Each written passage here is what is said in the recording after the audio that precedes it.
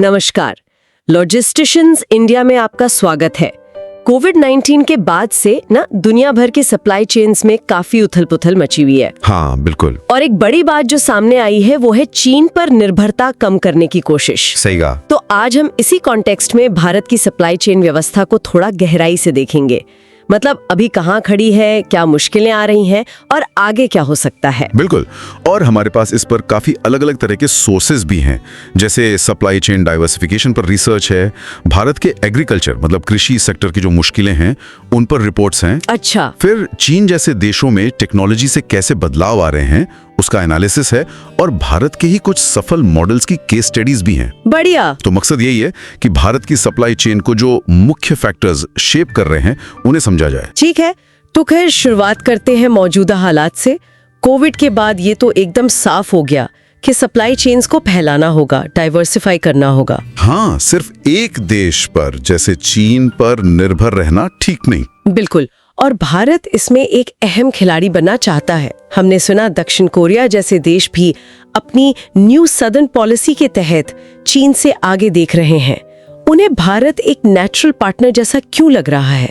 देखिए, इसमें आर्थिक और स्ट्रेटेजिक दोनों तरह के कारण हैं।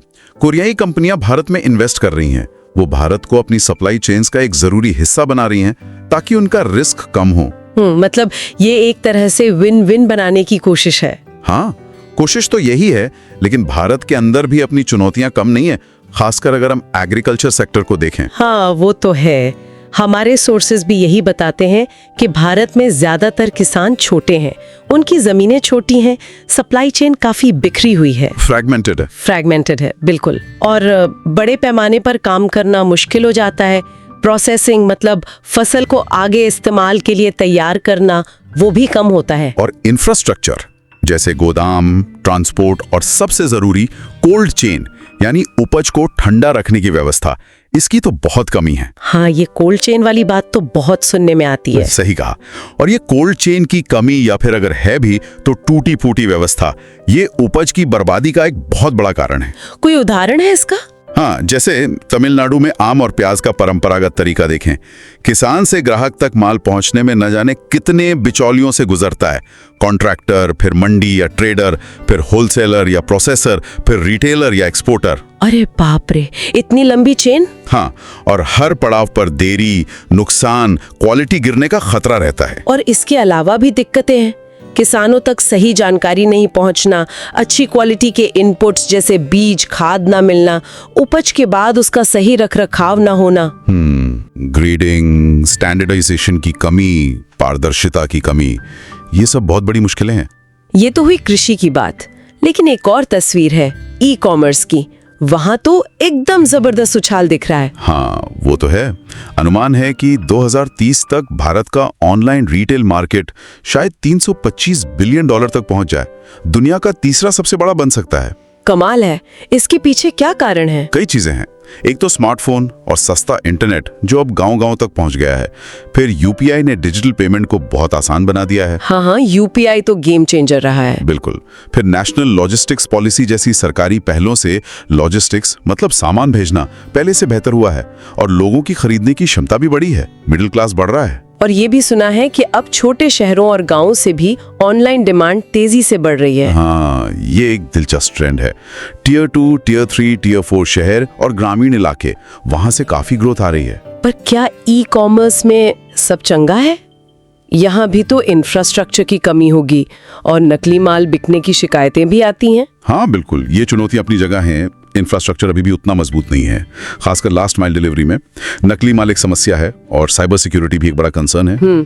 और एक साफ रेगुलेटरी फ्रेमवर्क की भी शायद कमी है। हाँ, उस पर काम चल रहा है, लेकिन अभी पूरी तरह स्पष्टता नहीं है। अब अगर हम टेक्नोलॉजी की बात करें तो देखिए, चीन अपनी सप्लाई चेन को सुधारने के लिए क्या क्या कर रहा है। बताइए। वो लोग आर्टिफिशियल इंटेलिजेंस यानी AI, automation, blockchain, internet of things IoT, इन सब का खूब इस्तेमाल कर रहे हैं। जेडी लॉजिस्टिक्स के ऑटोमेटेड वेयरहाउस है जहां रोबोट्स काम करते हैं। अच्छा। सरकार का सिंगल विंडो प्लेटफॉर्म है जहां सारा काम एक ही जगह डिजिटली हो जाता है। इससे एफिशिएंसी बढ़ती है, पारदर्शिता आती है। और वो जीरो कार्बन पोर्ट वाली बात भी थी शायद, क्लीन एनर्जी का इस्तेमाल। हाँ, ध्यानजन में वो सस्टेनेबिलिटी पर भी ध्यान दे रहे हैं। तो भारत को भी इन टेक्नोलॉजी से सीखना होगा।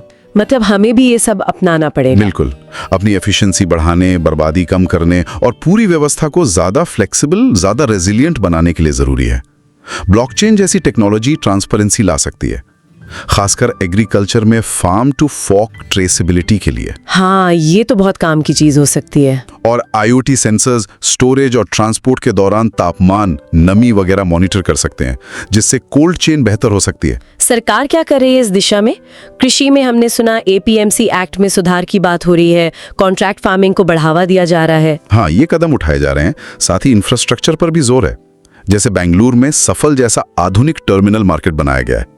PM किसान संपदा योजना PMKSY के तहत कोल्ड चेन बनाने के लिए मदद दी जा रही है। अच्छा। दंतेवाड़ा जैसे आदिवासी इलाके में फलों सब्जियों को ज्यादा दिन ताजा रखने के लिए एक रेडिएशन फैसिलिटी लगाई गई है, जिससे किसानों की आय बढ़े और नुकसान कम हो। ये तो काफी अच्छे इनिशिएटिव्स लग रहे हैं। और ई-कॉमर्स के लिए? उसके लिए नेशनल ई-कॉमर्स पॉलिसी लाने की तैयारी है, FDI के नियम है और एक बहुत महत्वपूर्ण चीज है ONDC, open network for digital commerce. ONDC ये क्या है? इसका मकसद है कि छोटे दुकानदार भी आसानी से ऑनलाइन आ सकें, उन्हें किसी एक बड़े प्लेटफॉर्म पर निर्भर न रहना पड़े। ये एक तरह से ई-कॉमर्स को डेमोक्रेटाइज करने की कोशिश है। दिलचस्प। और अंतर्राष्ट्रीय स्तर पर भारत का क्या रुख है? चीन का वो belt and road initiative BRI है। हाँ, भारत उसका विरोध करता है, खासकर CPEC यानी चाइना पाकिस्तान इकोनॉमिक कॉरिडोर को लेकर, क्योंकि वो भारत की संप्रभुता का उल्लंघन करता है। तो भारत क्या कर रहा है? भारत PGI यानी partnership for global infrastructure and investment जैसे दूसरी पहलों में हिस्सा ले रहा है, जिन्हें BRI के विकल्प के तौर पे देखा जा रहा है। ठीक है, इन सब कोशिशों का कुछ असर जमीन पर दिख रहा है? कोई उदाहरण? हाँ बिल्कुल, जैसे महाग्रेप्स का उदाहरण है। ये महाराष्ट्र में किसानों की एक सहकारी संस्था है। अच्छा। ये लोग अंगूर उगाने से लेकर एक्सपोर्ट करने तक सब खुद संभालते हैं। प्री कूलिंग, क्वालिटी कंट्रोल, बाजार से सीधा लिंक, ये काफी सफल मॉडल है। और एक और उदाहरण शायद असम के अदरक का था। हाँ, कार्बी आंगलोंग का अदरक। GNFED नाम की संस्था ने वहां आदिवासी किसानों को इकट्ठा किया, उन्होंने रेलवे से समझौता किया माल ढुलाई के लिए, गोदाम बनवाए, ITC और नेफेड जैसे बड़े खरीदारों से संपर्क जोड़ा। वाह। और किसानों को G कार्ड के जरिए आर्थिक मदद भी दी। ये दिखाता है कि अगर सही प्रयास हो तो दूर दराज के इलाकों की मुश्किलें भी हल हो सकती हैं। तो कुल मिलाकर हम कह सकते हैं कि भारत की सप्लाई चेन एक बड़े बदलाव के दौर से गुजर रही है। हाँ बिल्कुल, दुनिया के हालात बदल रहे हैं, देश के अंदर मांग बढ़ रही है, खासकर ई-कॉमर्स से नई टेक्नोलॉजी आ रही है, सरकारी नीतियां भी बन रही हैं, ये सब मिलकर इसे बदल रहे हैं। लेकिन चुनौतियां भी हैं। हाँ, चुनौतियां अभी भी काफी बड़ी हैं, खासकर एग्रीकल्चर और इंफ्रास्ट्रक्चर में। तो आगे का रास्ता क्या है? भविष्य में क्या दिखता है? देखिए, अगर टेक्नोलॉजी का सही इस्तेमाल हो और दक्षिण कोरिया जैसे देशों के साथ स्ट्रैटेजिक पार्टनरशिप मजबूत हो, तो भारत वाकई एक बड़ा सप्लाई चेन हब बन सकता है। लेकिन इसके लिए लगातार सुधार और निवेश करते रहना होगा, रुकना नहीं है। सही बात है। और आखिर में एक सवाल सबके सोचने के लिए छोड़ जाते हैं।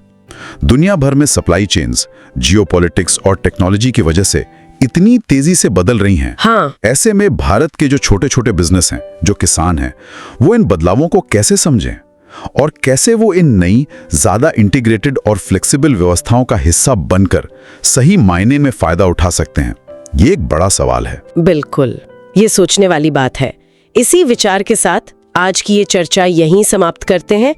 उम्मीद है हमारे श्रोताओं को भारत की सप्लाई चेन की स्थिति और भविष्य के बारे में कुछ नई जानकारी मिली होगी। जरूर। अगर आपको ये चर्चा पसंद आए तो इसे लाइक करें, सब्सक्राइब करें और अपने दोस्तों के साथ फॉरवर्ड करें।